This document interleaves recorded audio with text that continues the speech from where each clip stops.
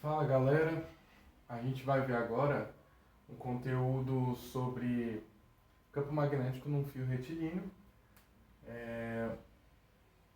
ocasionado por correntes elétricas, ok?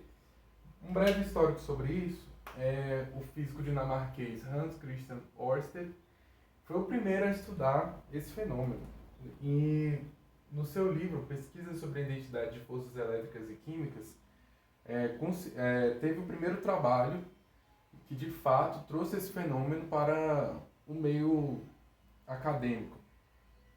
Então o que ele fez? Ele fez um experimento e esse experimento que ele moveu, como que foi esse experimento? Ele moveu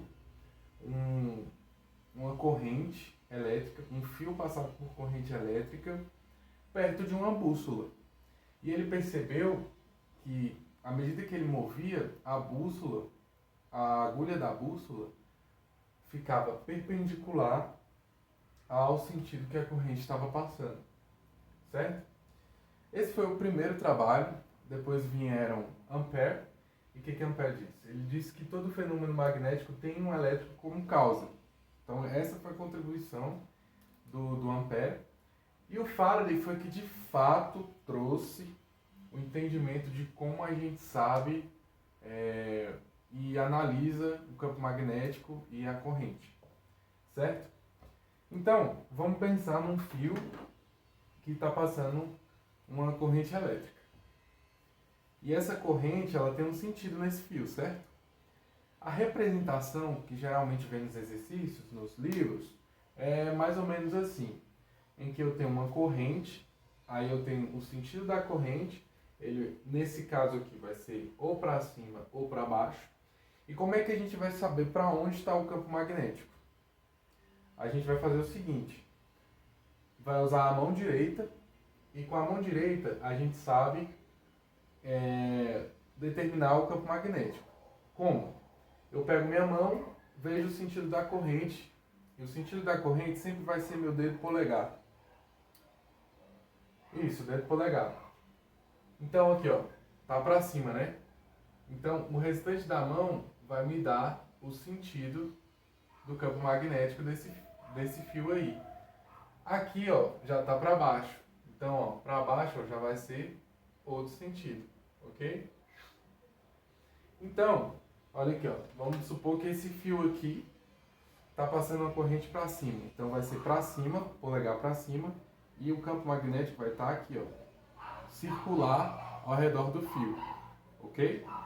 Se for para baixo, vai ser um campo magnético e circular, só que no outro sentido, beleza?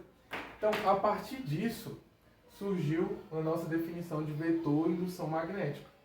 Então, o vetor indução magnética, ele tem a característica de um vetor, que vai ser o quê? O módulo, a intensidade, né, que ele chama no seu livro, direção e sentido.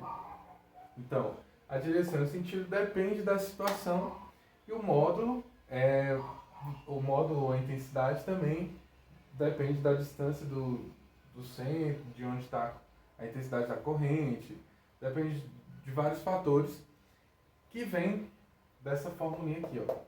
Essa fórmula representa o nosso vetor de indução magnética. E ó, μ0. μ0 é uma constante de permeabilidade, do meio.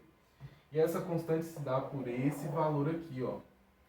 Aqui é a minha corrente elétrica, 2π é outra constante e d é a distância que eu tenho do fio até o ponto em que eu quero medir do meu campo magnético, ok?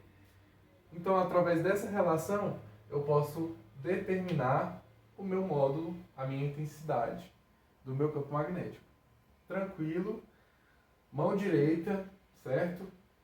E a formulinha com essa constante aqui, beleza?